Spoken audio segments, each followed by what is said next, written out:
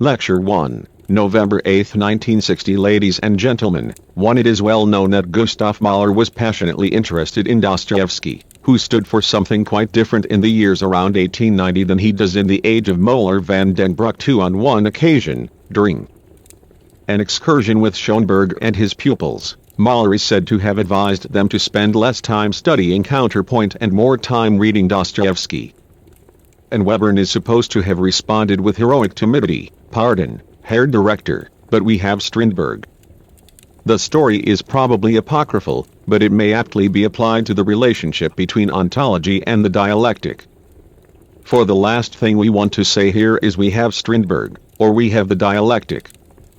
It might be tempting to adopt this approach in attempting to offer some initial orientation for those who are not professionally involved in the study of philosophy.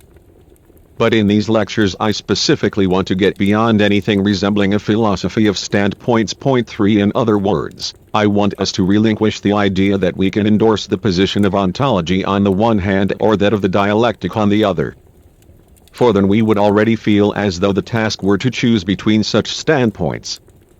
Yet amongst the philosophers who have anything to do with the specific directions of thought we have indicated, and I believe I can say this without exaggeration, no one on either side has ever had any time for the concept of a philosophical standpoint, or, as we could perhaps also put it, for philosophy as a worldview. Indeed, all those who have given any serious thought to these things have always rightly scorned the idea of a worldview that could be selected from a range of others or be regarded as a sort of supplement to life, and have abandoned this approach to the dilettanti. Yet this attitude is actively encouraged by the cultural climate in which we find ourselves. And the power of this cultural climate is so great that it is perhaps advisable for you to stop and think about it for a moment.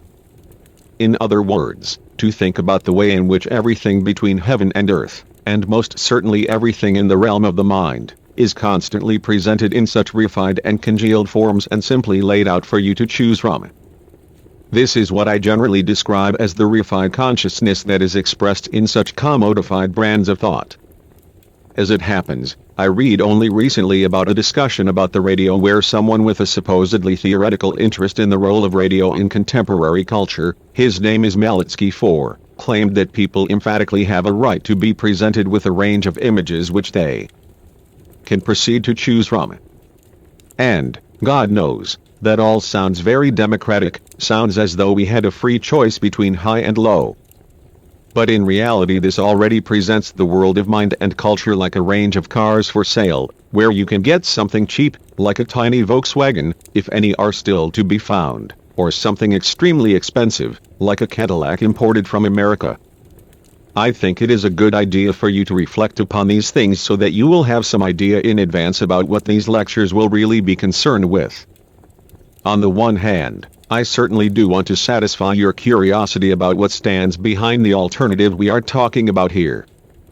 In other words, I want to address this need in the sense that you may really learn why it is that I and my friend Horkheimer assume such a critical position towards ontology and attempt to defend a dialectical philosophy. That is precisely what I want to show in the lectures that follow. But at the same time I also want to show you that the opposition between these two philosophies is not itself an unmediated one. In other words, that we are not talking about two brands of thought between which you are supposed to choose, in the way that you might choose to vote for the Christian Democratic Party or the Social Democratic Party.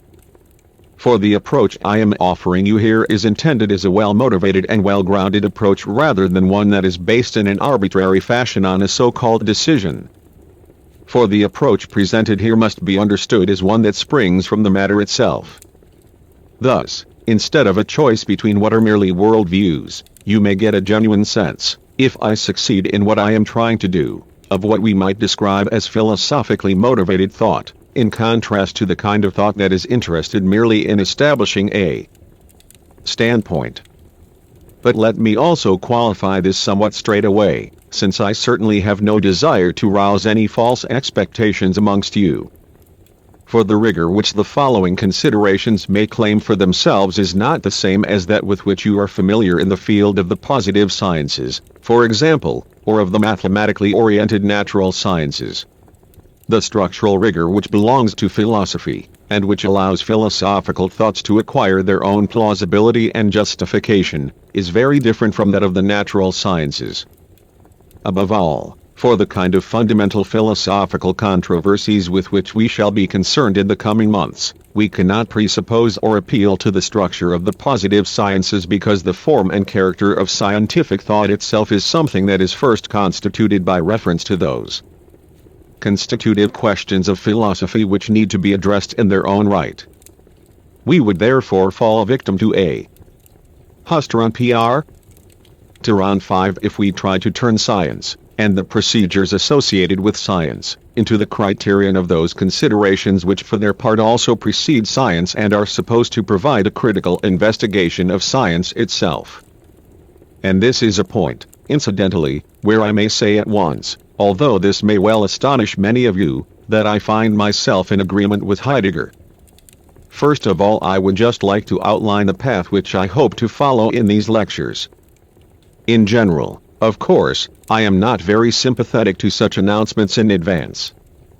But since we shall have to concern ourselves here with what are indeed essentially systematic, that is to say, essentially interconnected processes of thought, which are often by no means simple in themselves, it may be as well for you to know how I intend to proceed. And the way I shall proceed derives from the fact that I have no intention of presenting one position in an external manner in counterposition to another. On the contrary, I wish to show precisely how this position necessarily emerges for its own part out of the treatment of the other. In other words, the path that is meant to bring you to dialectical thinking, to the consideration of certain dialectical models, is the path of immanent critique, as it is generally called in the dialectical tradition. Point 6. I begin, therefore, from the need for ontology that appears in the present. And there is surely no doubt that ontology would not prove as influential as it is unless there was some corresponding need for it amongst thinking individuals, and indeed more generally. And I would like to consider this need in both positive and negative terms. In other words, I would like to try and present for you both the justifiable and the questionable character of this need, or rather of these needs. For I shall attempt to resolve this complex of ontological need into its various aspects. And I shall try, through immanent critique, to lead us beyond certain of the motivations behind ontology. And I shall undertake to show you, precisely by taking ontology at its word, by measuring it against its own claims, that it fails to redeem this claim. And what is known as dialectic, fundamentally speaking, is nothing more than this very procedure. We could also express this by saying that, in our present situation, dialectic is mediated by ontology.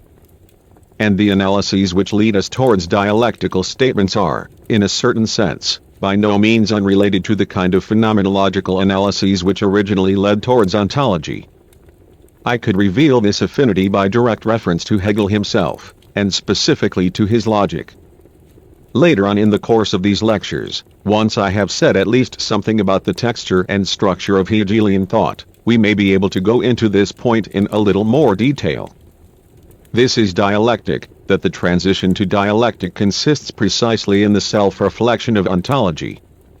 Or, to rephrase this in more Hegelian terms, dialectic is mediated in itself precisely through ontology.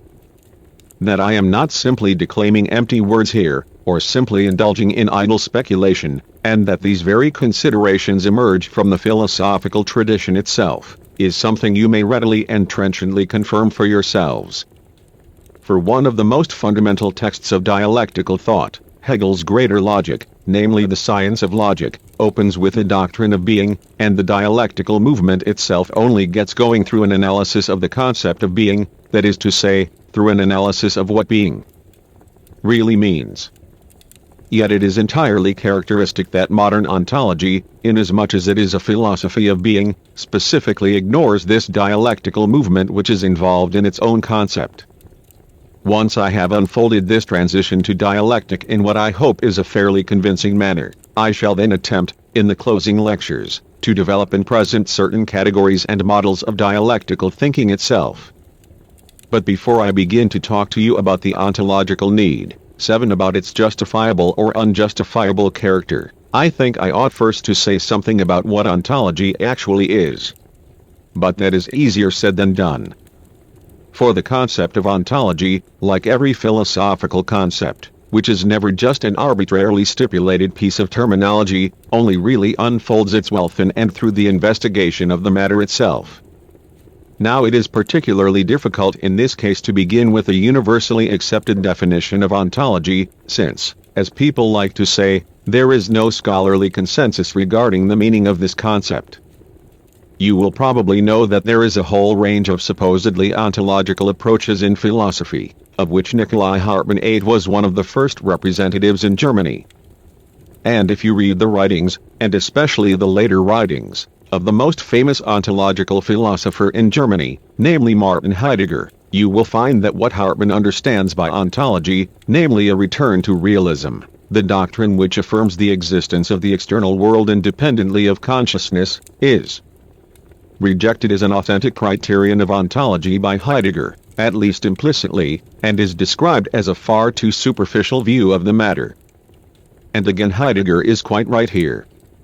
Now in these lectures I have no intention of offering you a history of philosophy, or providing an overview of contemporary movements in philosophy, but want simply to bring out the substantive questions involved, so I shall not go into all this in any detail. But I wish at least to make one thing clear to you here. Ontology, in the first and simplest meaning of the word, is the doctrine of being. I am asking, therefore, what being properly means. Now it is evident, and I think this hardly requires further elucidation, that nothing is served by a merely verbal definition of being, by simply staring as it were at this single concept.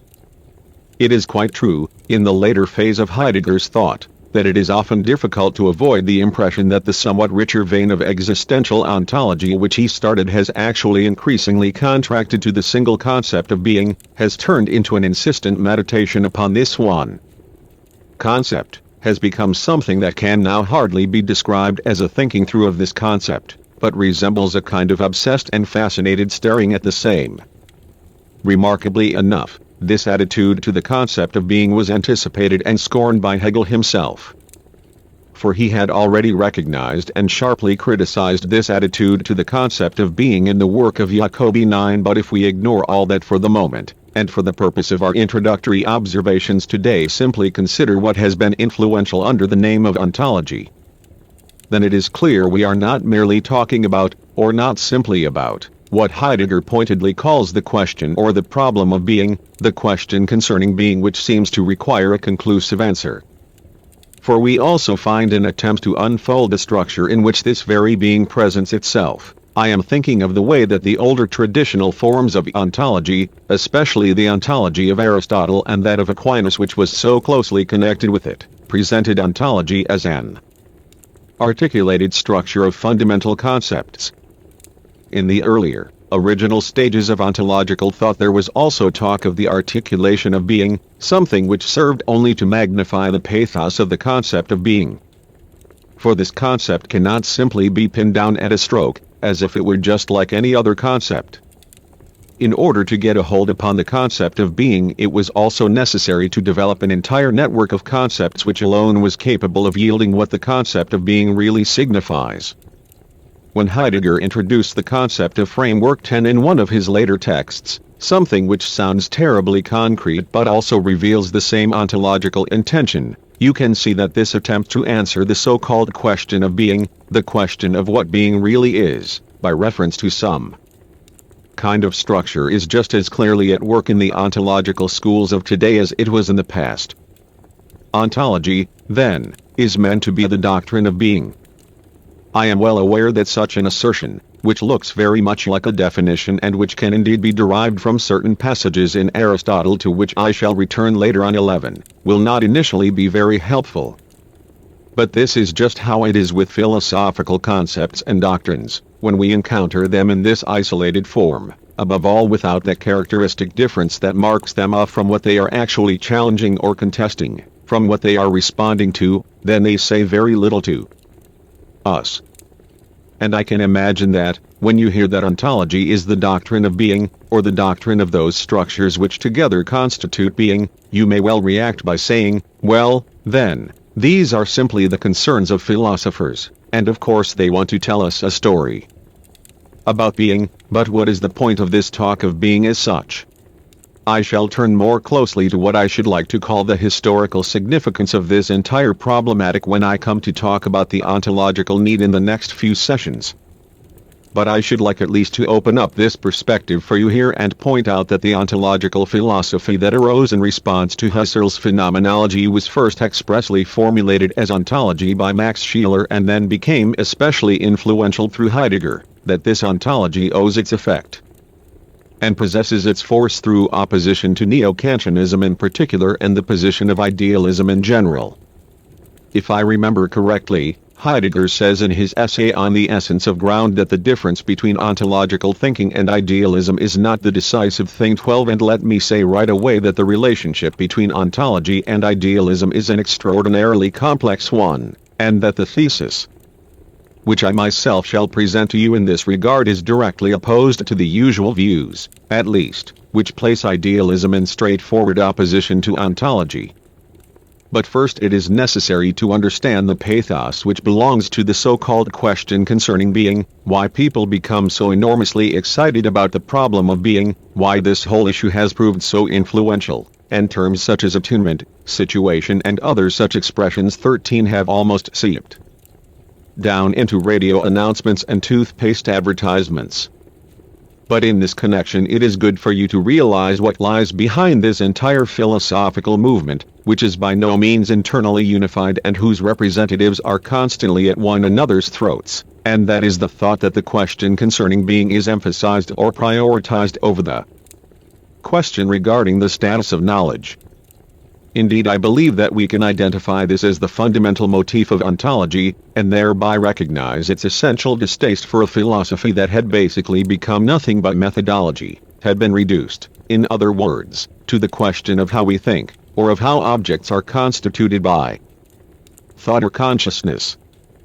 And such thinking no longer seems to redeem what philosophy is there for, namely to discover something, if I may put this quite simply, about the things that are really essential.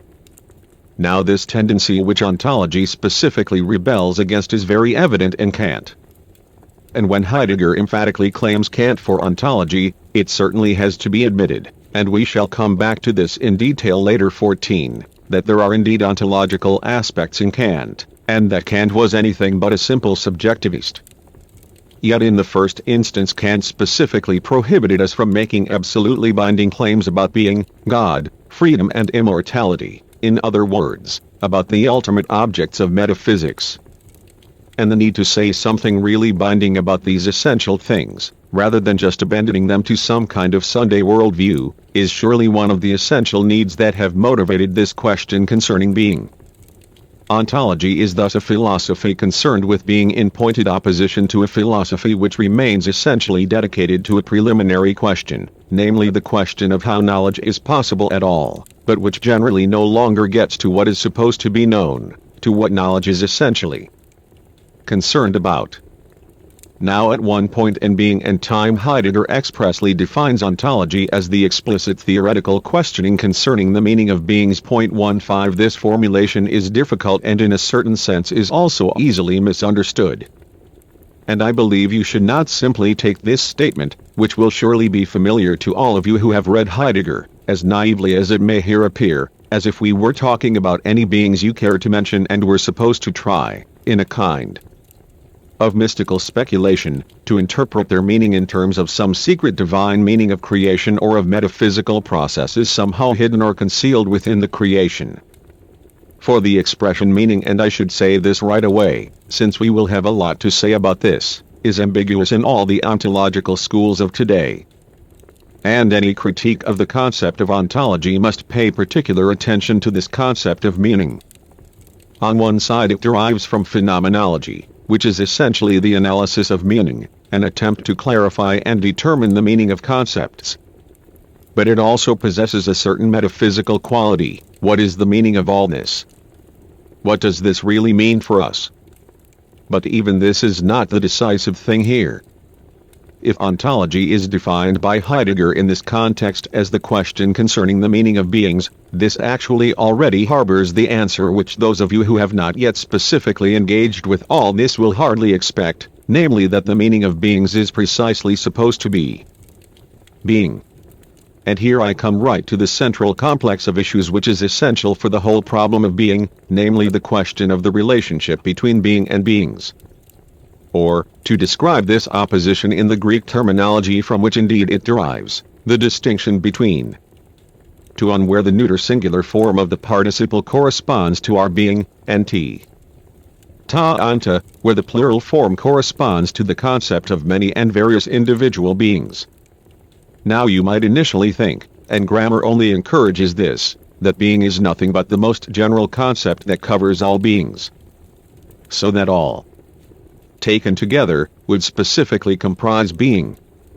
But what is decisive here, and contains the entire problematic of ontology in a nutshell, is that at least the leading formulations of the program of ontology expressly contest this.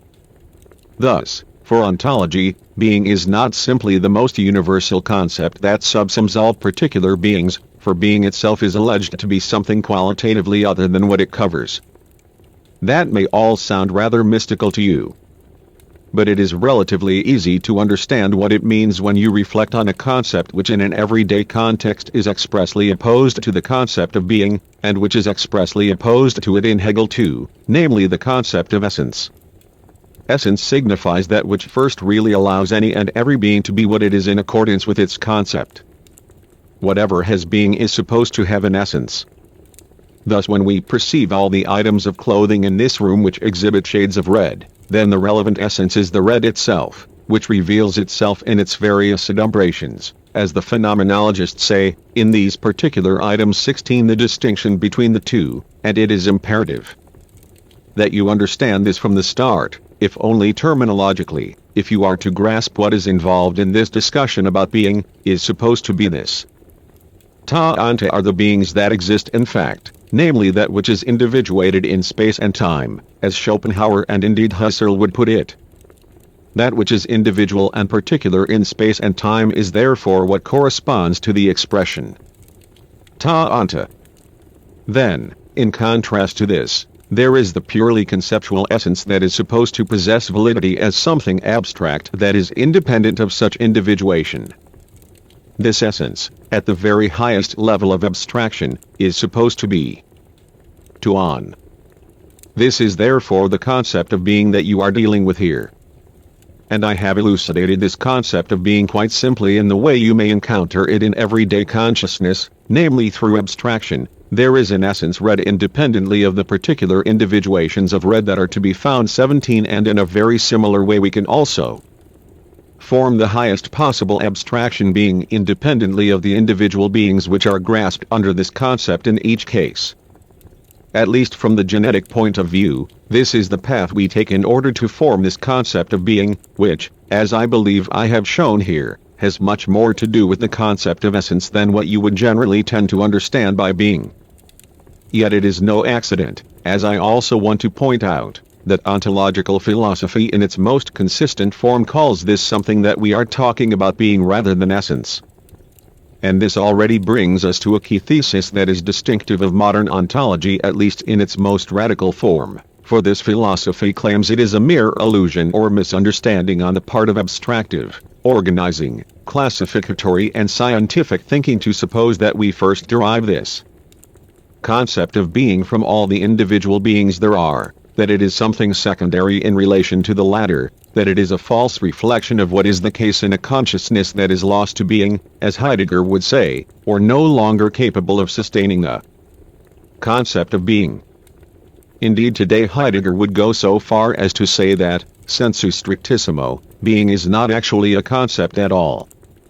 In other words, being is not supposed to be the highest abstraction that we reach by omitting all particular individuation on the part of spatial and temporal beings. On the contrary, being is actually supposed to be that which is utterly prior and primary, that which is highest and most constitutive, and in relation to which it is individual beings that are secondary. Or that which has particular and individual existence is also supposed to be nothing but a mode of being, as Heidegger puts it, rather than being itself. Lecture 2, November 10, 1960. In our last session we introduced certain elementary considerations about the meaning of the word ontology and the so-called question of being, all of this in order to give you a really precise idea of what is actually at issue here. I drew your attention to one of the fundamental themes of ontological philosophy, and one which is by no means peculiar to the ontological philosophy of our own times, namely the relationship between being to on, though that is hardly a literal translation of the Greek, and beings. Ta anta, the particular things that actually exist, the realm of fact that we are accustomed to contrast with that of essence, that which is individuated in space and time. I have already pointed out that the question of ontology not only involves the doctrine of being in the purest sense, namely in the sense that radically distinguishes the concept of being from that of beings in principle. For ontology also understands itself as the question regarding the being of beings, and this expressly implies that the theme of ontology is concerned not simply with that pure being that you read about in the later writings of Heidegger in particular, but also with the relation between this remarkable category of being and the beings that are interpreted so differently with respect to the former. And in this sense the question of being, according to a quotation from Heidegger that I read out and interpreted for you, is actually supposed to be the question regarding the meaning of beings, or the question regarding the being of beings. Ontology in the usual sense, in this extremely radical and critical sense of something that precedes all beings, is understood to include the ideas, for example, the highest concepts of all possible particular regions, in other words, the structural categories which serve to constitute particular fields as such. In this sense we could speak of an ontology of ethics as the epitome of the highest ethical principles, or, again, of an ontology of physics, even if natural scientists would understandably resist this language, as the epitome of the axiomatic principles of theoretical physics, if it actually has such principles. I drew your attention to the problem of the relation between ontology and these highest regional unities when I claimed that ontology generally involves a double perspective, the question regarding the so-called structure of being and also the question regarding the concept of being itself. In the form which ontology has assumed in Heidegger, and which most of you will almost certainly associate with the concept of ontology today, this very relationship between the structure of being, between the fundamental categories of beings in general or the particular realms of being, and the concept of being itself is problematic and is indeed the real issue. When Heidegger describes his ontology as fundamental ontology, this involves the distinctive claim that there is a further fundamental question to be addressed with respect to the ontologies of the particular sciences and particular fields of knowledge, or as I would put it with respect to the ontologies concerned with beings, a fundamental question upon which these particular ontologies themselves depend. It is therefore specifically characteristic of the metaphysical and philosophical claim mounted by contemporary forms of ontology that the so-called ontological question regarding the meaning of being itself is prior to the question regarding the being of beings which ontology also understands itself to be. This priority ascribed to the question regarding being, over against the highest regions, the highest and most universal concepts of all possible classes of beings, is what is decisive here, as you will see, precisely because it really involves the problem of the possibility of ontology as such, namely whether such a pure doctrine of being can be thought as such independently of the doctrine regarding the order of beings. That is why you must clearly recognize this distinction between ontology as a question regarding the meaning of being and the equally ontological question regarding the specific regions of beings, because the central critical considerations we shall raise about ontology depend precisely on this heightened or intensified concept of ontology. In other words, they depend on whether the question regarding being as such does indeed precede the investigation of the being or the mode of being that belongs to beings. For the question regarding the possibility of ontology itself ultimately depends on this question, on the possibility of this question, and on the answer that is so intimately bound up with it. Before I attempt to clarify this for you with reference to an important passage in Heidegger, and I know this is rather challenging, but there is no way around it if you seriously want to understand the basic ontological problem and are unwilling to accept mere chatter in this regard. Before I explore the question more closely to help you understand what we are talking about here, for you can reflect critically on these things only when you have actually grasped what is at stake. Before all this, I would just like to correct a small terminological omission for which I was responsible in the last session. I was trying to clarify the distinction, fundamental for all ontology, between tuon, being, and ta anta, beings, or also between I, or to be, as it is expressed in a particularly famous passage in Aristotle, one and particular beings. In this context, since Heidegger, it has become quite common to talk, in what is a rather helpful terminological innovation, about the problem of this difference between being and beings, which is reflected in our language in the apparently simple and seemingly almost arbitrary difference between an infinitive, sein, and a participle, das Sein. In other words, it has become common to speak of this difference, or the problem of this difference, as the problem of ontological difference. To ontological difference is therefore understood to mean the difference between being and beings. Now this difference signifies a distinction, but also, in the view of ontology, a connection between the two moments, precisely because beings are supposed to possess a special and significant character for ontology. On the other hand, according to Heidegger, without the understanding of being we cannot come to any understanding of beings, and therefore of the so-called particular regional ontologies. Thus, whenever I use the expression ontological difference in what follows, we are talking about this difference between being and beings in the concept of being itself, in the framing of the ontological question itself. I would ask you to bear this carefully in mind throughout, for you will be able to understand what is at issue for us only if you are quite clear, from the start, about this specific, though in itself rather arbitrary, terminological point. Now let me turn to that particular passage in Heidegger where so-called fundamental ontology, in the sense of the question concerning being or the question of being, is distinguished from other kinds of ontology in the sense of the doctrine of the highest concepts and propositions that can be applied to beings, of the highest domains of objects, such as the concept of ontology that in recent times was reintroduced into philosophy by Husserl III. I shall come back to this pre-ontological concept of ontology, if I might put it like this, in much more detail shortly, so that here too you will come to understand the relationship and the difference between Heidegger's philosophy and phenomenology in particular. The passage I mentioned comes near the beginning of Heidegger's principal work, Being and Time, and you will find it on page 11 of the 6th edition. I shall read it out for you, but such inquiry, and here he means ontology as an inquiry into constitutive truths, rather in the way that Aristotle or Aquinas ask after such truths, ontology taken in its broadest sense without reference to specific ontological directions or tendencies itself still needs a guideline. It is true that ontological inquiry is more original than the ontic inquiry of the positive sciences. For now I would clarify this for you as follows.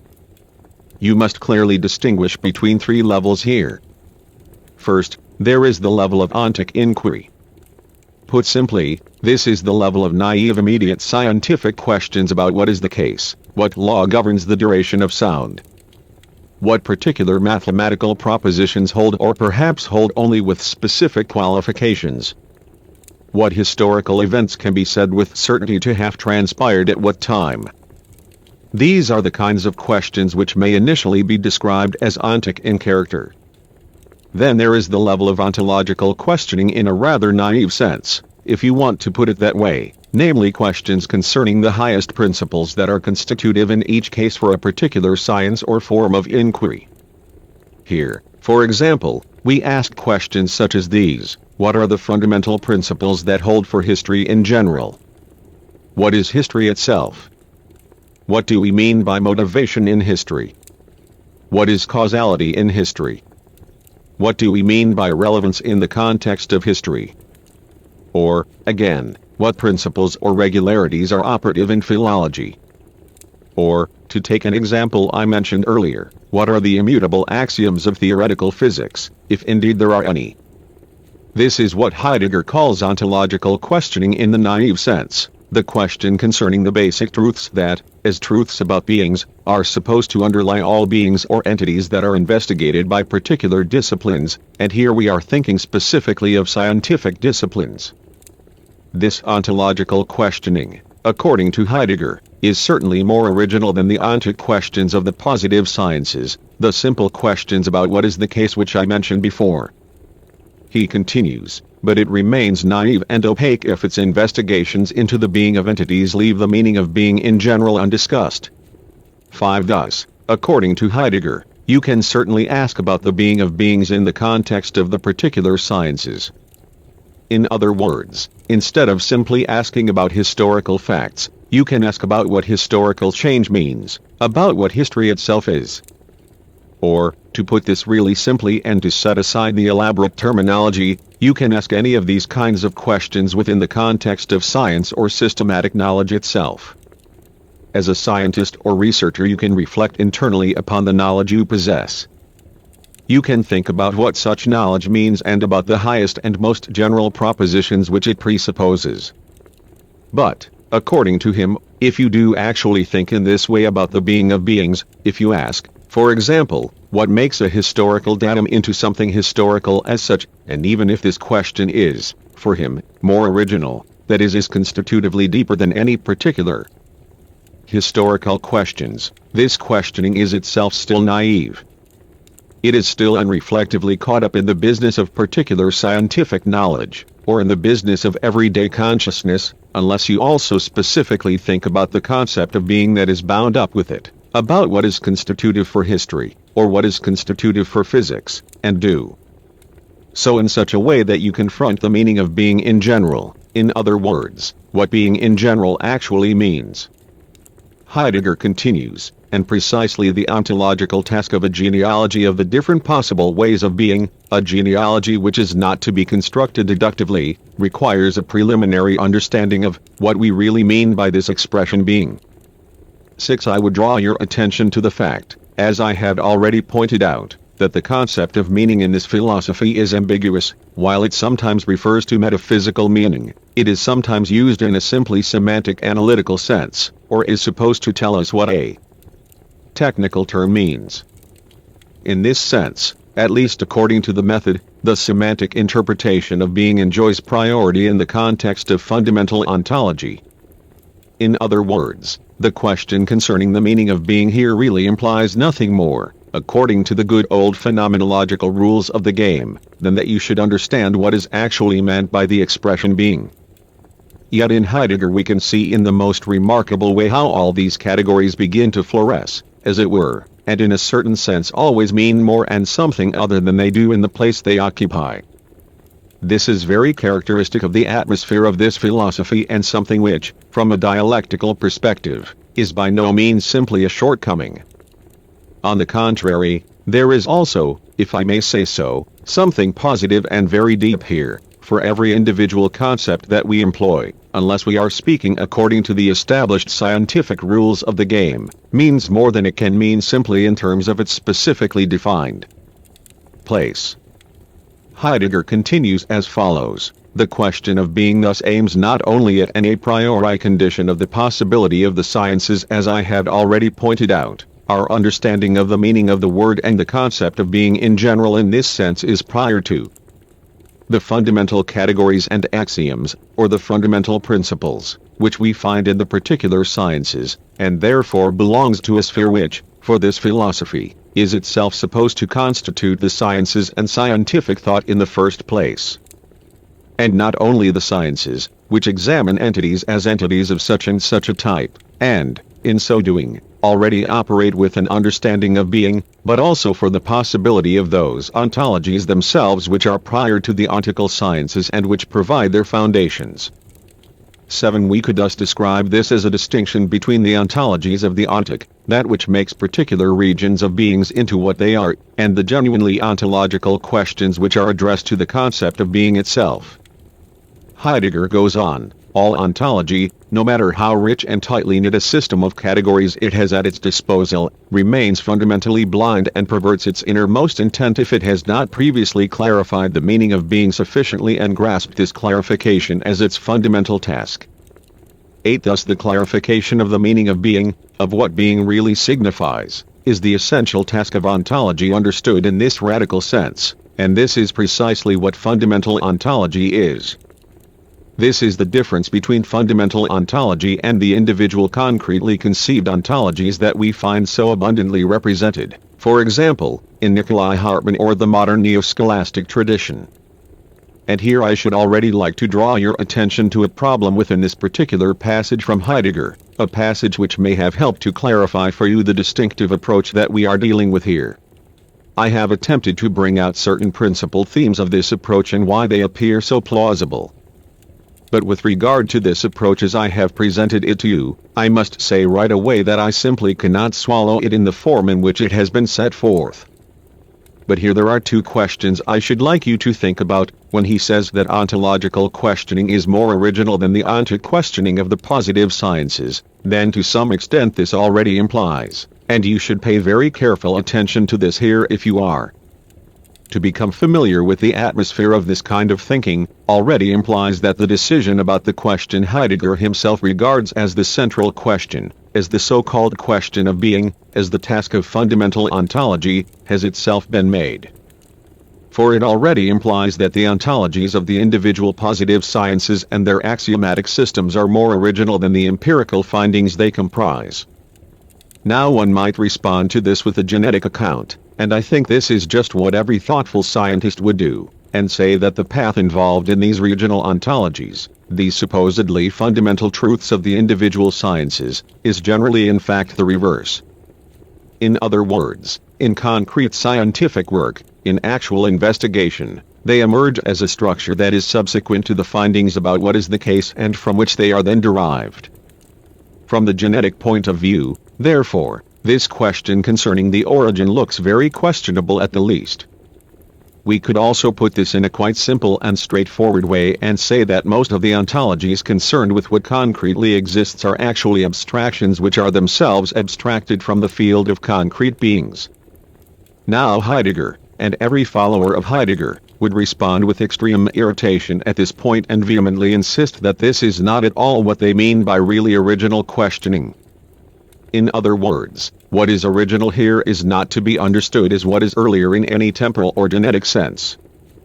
On the contrary, it means that what is more original is that which is ontologically more original, that is to say, is nearer to this enigmatic and remarkable being, is more immediately concerned with this being than anything else is.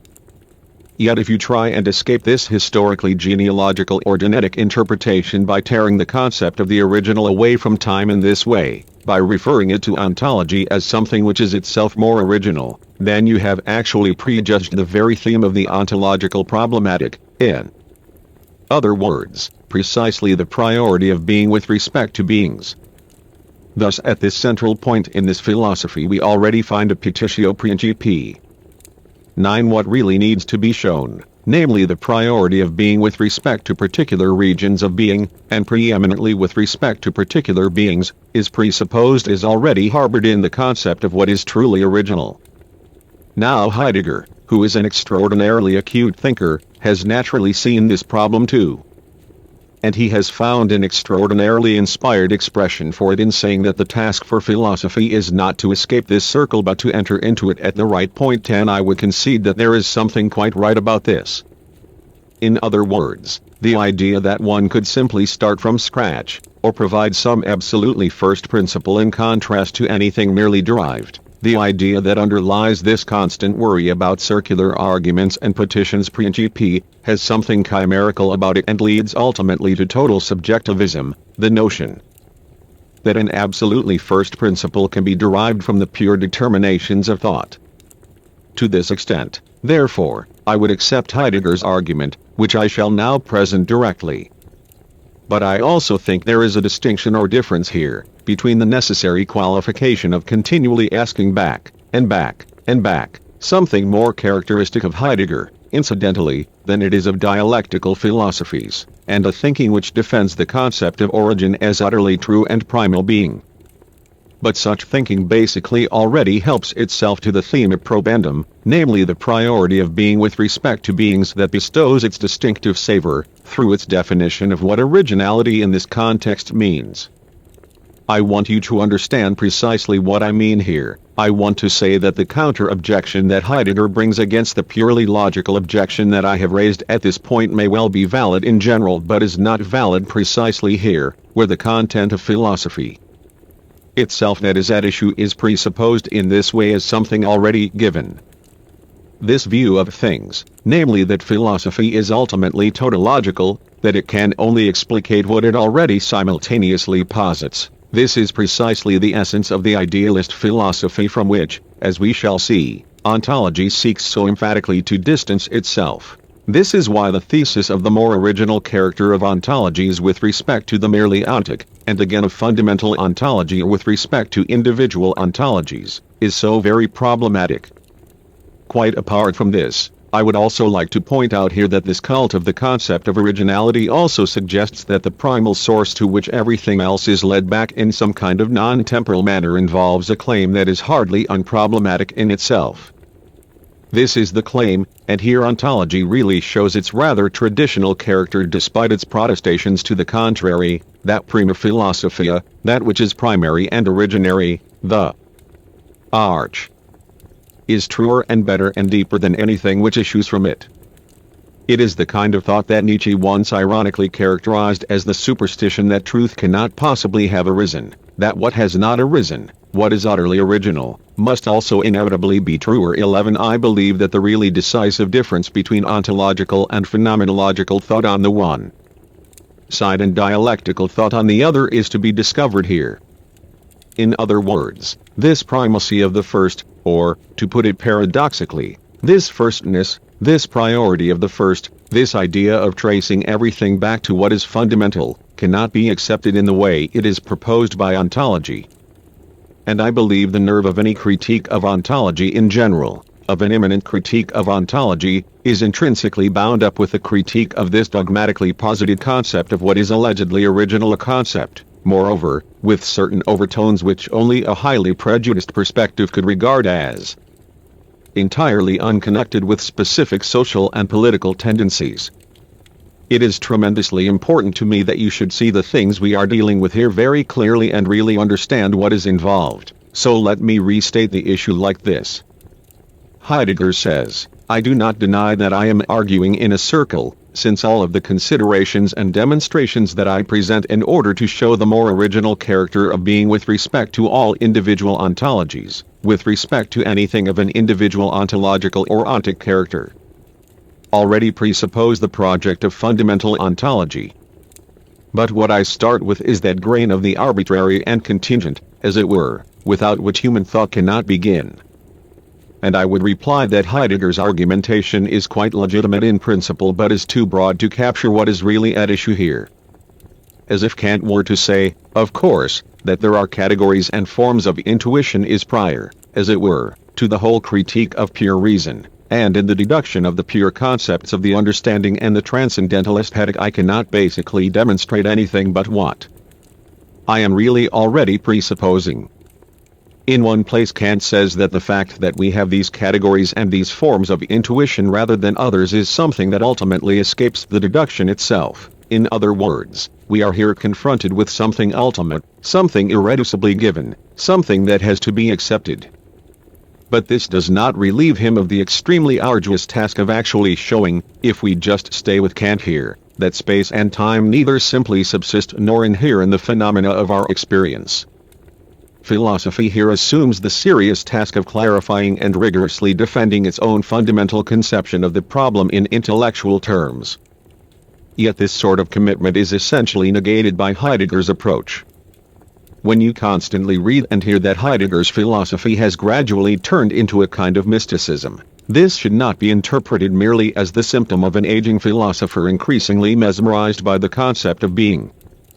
For this turn to what is dubbed mysticism is indeed already implicit in that dimension which I have tried to describe for you. We could perhaps also express this by saying that this philosophy harbors an inner flaw, a moment of untruth, which it struggles to escape. On the one hand, it avails itself of language, of all the means of discursive logic, makes all the claims that thought, for God's sake, must ultimately make. yet it also constantly indulges in the esoteric gesture and implicitly utters a kind of abracadabra.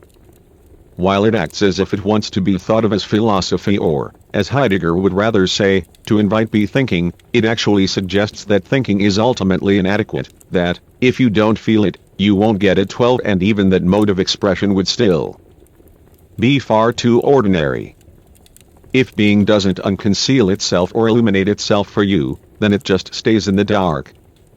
Now everyone has a right to esoteric doctrines, and I am the last person to deny this right, as long as these doctrines are honestly presented in the character they implicitly claim for themselves. What is so questionable here is just the way in which this esoteric aspect is fused with the rational claim that is necessarily bound up with philosophy and its conceptual language, with its method of drawing conceptual distinctions, above all with its fundamental method of analyzing meaning. And now, ladies and gentlemen, I would just like to say a few words about the historical dimension of the so-called question of being. I have no intention of offering you anything resembling a history of the concept of being, although this would be a rather tempting proposition, and one could indeed unfold the dialectic of philosophical thought itself in terms of the history of the idea of being.